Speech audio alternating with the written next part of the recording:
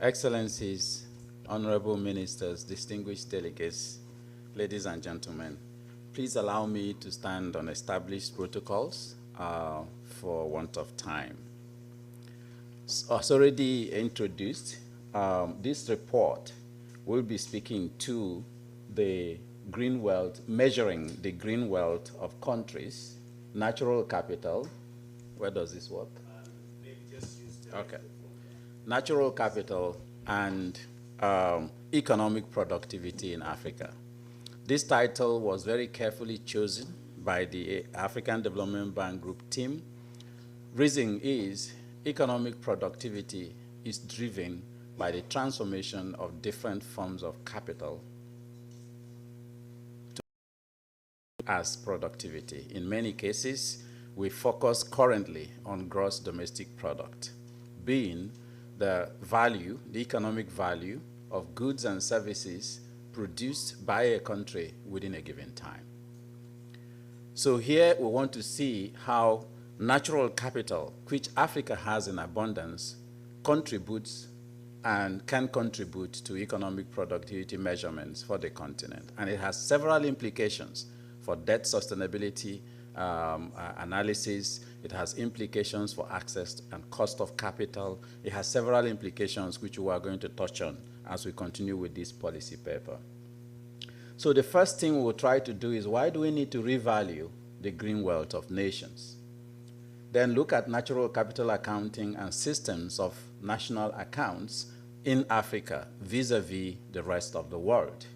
And then what are the key findings and policy implications of what this study comes up with, and then put some actionable agenda.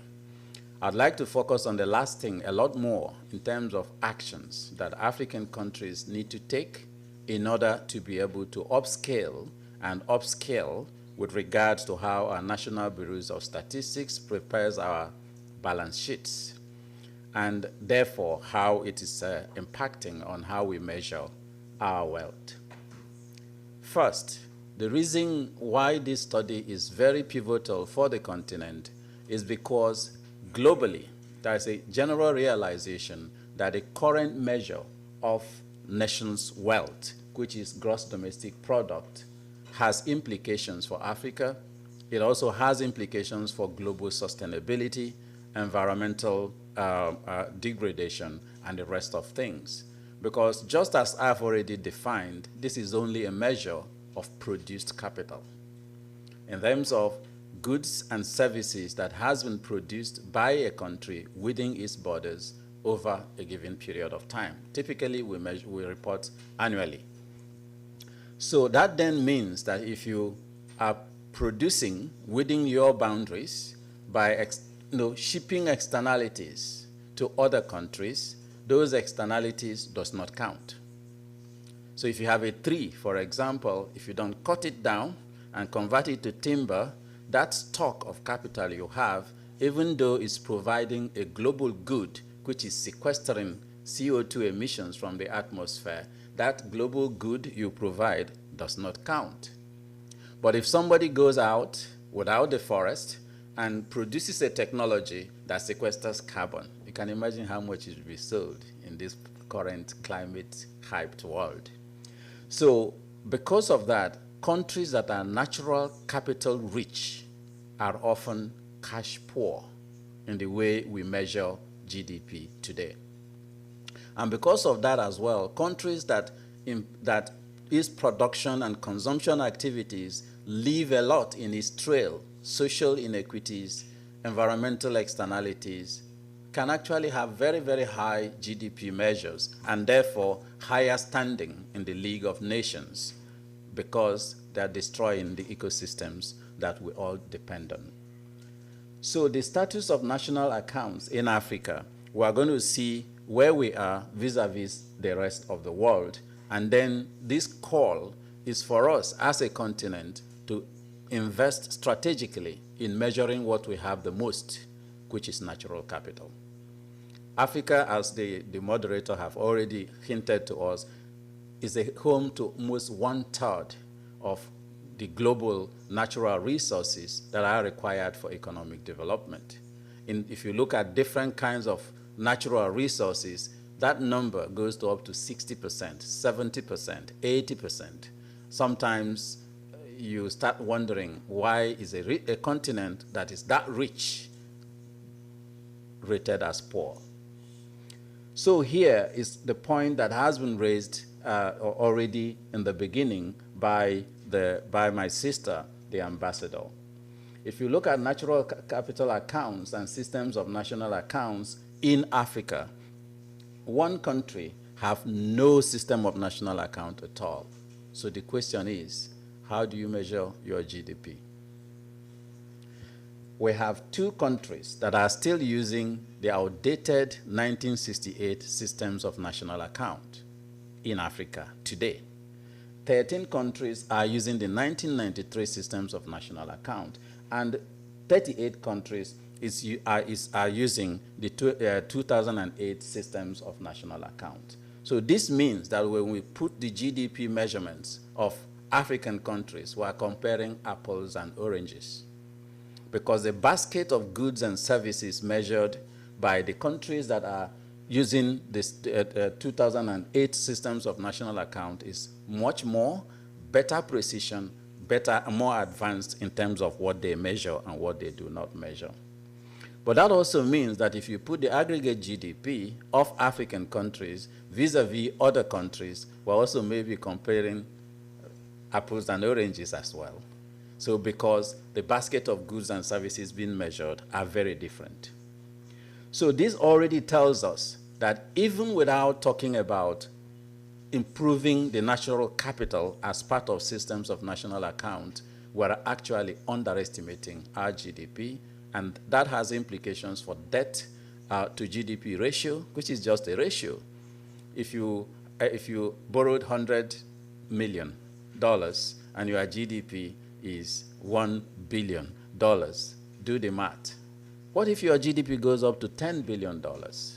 Your debt to GDP ratio goes down significantly, and that gives you headroom to borrow more at a lower cost of capital. So this has significant implications, and it is under our control as African countries to invest in and improve the capacity of our systems of national statistics bureaus to do this better for us. But what about then going even further? Because as we are lagging behind, the world is moving forward. So we have the implementation of natural capital accounts in countries using the systems of environmental economic accounting, SEA. And we find that in this case, Africa is even more in the dark. 28 countries are not using it at all. We have 8 countries that are still at the first stage of using that new system of national accounts that tries to bring in the role of natural capital in the measure of systems of national accounts. Only 5 countries in Africa are at the most advanced stage of the systems of national accounts. Again, draw the implications yourself with regard to what that means for us as African countries. And this is a continent that has the most of natural capital, as we have talked about. Our asset base, the largest asset base we have in the continent, is the one we're ignoring in the measure of our wealth. It's just like preparing a balance sheet and not having your assets there, putting a lot of liabilities. So it's just making a case for this, and this is not restricted to any region in Africa. If you look at all the regions of the continent, we have huge potentials, huge stocks of both renewable and non-renewable natural resources that we could actually tap into bigger in order to grow our GDP as it is today, so that our standing in the League of Nations becomes better, and we are more precise in measuring truly what our true wealth is. And the fact that we're not doing it doesn't mean other countries are not. So other countries are doing better, pressing forward even on how to refine, how to bring in ecosystem services into their national systems of accounts. So we need to actually rise up to the challenge as a continent to move that forward. So this is just to touch briefly on the work that we've been doing and led by UNEP, the United Nations Environment Program, that is called Inclusive Wealth. I recall I was just talking with Akim Steiner, the former executive director of UNEP, yesterday at a WEF Global Council, and he was reminding me our discussion on how to measure inclusive wealth. Guess what? That measurement has already kicked up, and Africa, again, is losing out. If you look at what the measures of inclusive wealth that's come up from several reports that has been released by UNEP, you find that Africa's inclusive wealth, the aggregate changes in it, they've come up with an inclusive wealth index. A lot of the changes we find in many African countries, the large economies like South Africa, like Nigeria, and others, comes mostly from human capital. So when we are improving our human capital through education, skills enhancement, and other things, our inclusive wealth measure is improving. But where we are not improving is in produced capital. Our ability to transform our resources into higher-end goods and services that attracts better revenues for countries. And this is basically what we all know. Many African countries rely on trading commodities. My own research has shown that trading in commodities in Africa is leaving Africa poorer today than we were in the 1960s. Because outside gold and diamond, the real value of the real price of commodities traded by Africa in the global markets has been going down. Meaning, the more you sell, the poorer you get. So we need to think about that as much as we continue with this. So when we then think of the changes in inclusive wealth, we are doing well in building human capital. We also need to do a bit more in building our natural capital. Because for it to become part of the global of our national GDP measurement, it has to become a flow, not just a stock. So you have to convert it from raw minerals to goods and services that can be sold in the market. And the level and the value chain at which you sell defines the revenue you get. So if you dig out debt and sell it at debt, you get dirty money. If you convert it to shine diamonds and so on, you get shiny money. If I have to use that kind of statements to show what that means for us. So, but again, beyond just improving what we can do in order to be at par with the leagues of nations in the how we measure our wealth, there's also another aspect which is even more fundamental, because African countries is delivering a lot of global public goods, which is saving the world from the climate catastrophes that everybody's been talking about. So we just used one. We have so many ecosystem services that we deliver across the continent, biodiversity and several things. But we just used one for an example here on carbon sequestration.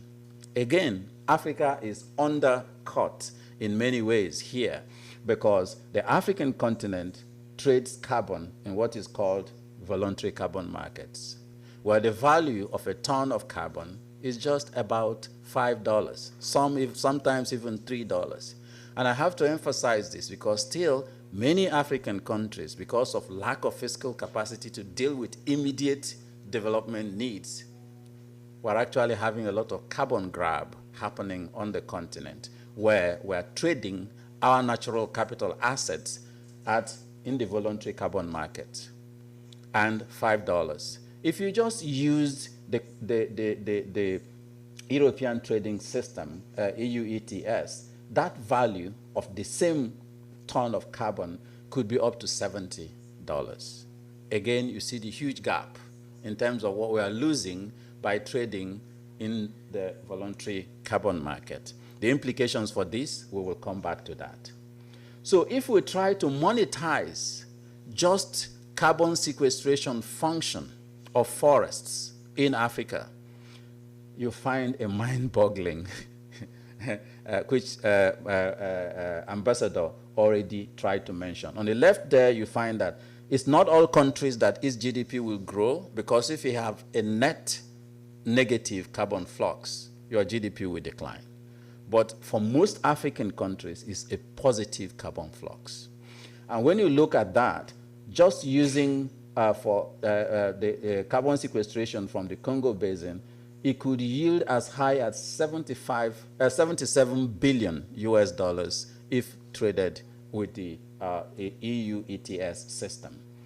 Again, if it was in the current, what we are continuing to do, they come to you and say, debt for climate swap, all those swap, and that they come up with, we're trading at the very bottom of the value chain. Now, if you try to monetize the net carbon flux for countries, you find that the GDP of the Central African Republic could rise from what we measured in 2002 as 2.5 billion US dollars to 10.6 billion US dollars. This represents about 340-something% jump in just appropriate measurement, factoring in one thing that is already being traded, carbon sequestration. So we need to think about how we need relate with that. And then this table is just showing what it will be for the different countries. And the value differs depending on the carbon sequestration capacity of the forests within the countries, and also data availability as at the time we did this study. And technologies are now increasing that we can also use different new novel technologies to measure better some of these assets in order to increase our GDP measurement. So now I said I'll spend a lot more time on the actions. What are the things that we can do as Africa in order to improve this? Number one, we need to institutionalize natural capital accounting.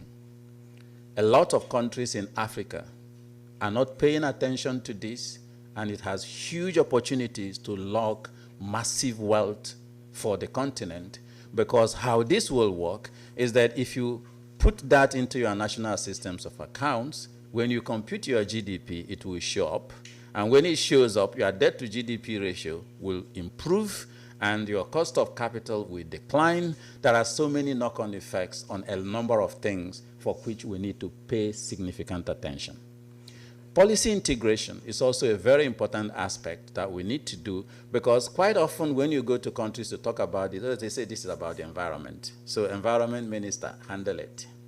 And then the environment minister doesn't compute the GDP. He's not the one who's going to, he's not responsible for industrialization and manufacturing. So we really need to bring together our different policy strands in order to ensure that we focus on what we have the most, so that we don't remain natural resources rich and cash poor. Regional coordination is also very important, because a number of natural assets of the continent are cross-border, cross-regional, cross-country, goes beyond countries. So we need to begin to de-emphasize national boundaries and national policies in order to achieve scale in how we try to improve this natural resource thing that we're talking about. But expanding the national, between us and the World Bank, we've been working on what we call natural capital